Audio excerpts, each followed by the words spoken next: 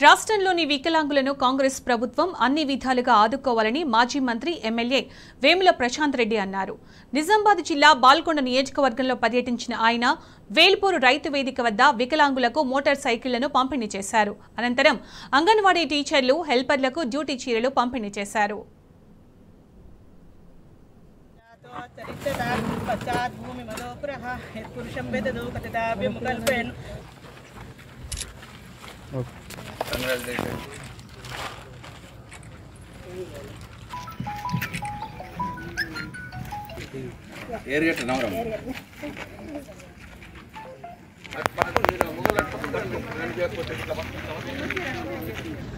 ఆరుగురు వికలాంగులకు 3 motorised vehicles, 2 wheelers, 3 battery operated vehicles ఇవ్వడం జరిగింది.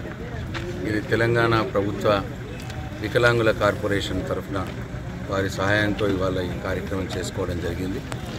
ఎవరైతే ఇవాళ 6 ఈ వికలాంగులు ఎవరైతే వెహికల్స్ పొందినారో వారందరికీ కూడా నా హృదయపూర్వక శుభాకాంక్షలు. ఇంకా చాలామంది ఉన్నారు, వారికి కూడా వచ్చే ఏర్పాటు చేయాలని చెప్పి ప్రయత్నం చేస్తూ ఉన్నాం. పేరు శ్రీనివాస్, మాది వెంచిరియాల్ ముఫ్కల్ మండల్ గ్రామం. అయితే నేను 2022లో ఆన్లైన్లో అప్లై చేశాను. అయితే ఇప్పుడు ఇవ్వడం జరిగింది. ఇది ఇచ్చిన దానికి నాకు చిన్న దుకాణం ఉంది. దాని ద్వారా దీని మీద కొన్ని సామాన్ తీసుకొచ్చుకొని నా జీవనోభివృద్ధిని పెంచుకుంటాను. ఇవి అరేంజ్ చేసినందుకు ప్రశాంత్ రెడ్డి అన్న గారికి కృతజ్ఞతలు తెలియజేస్తాను. గ్రామం వేరుగట్ల. నా పేరు సులోచన.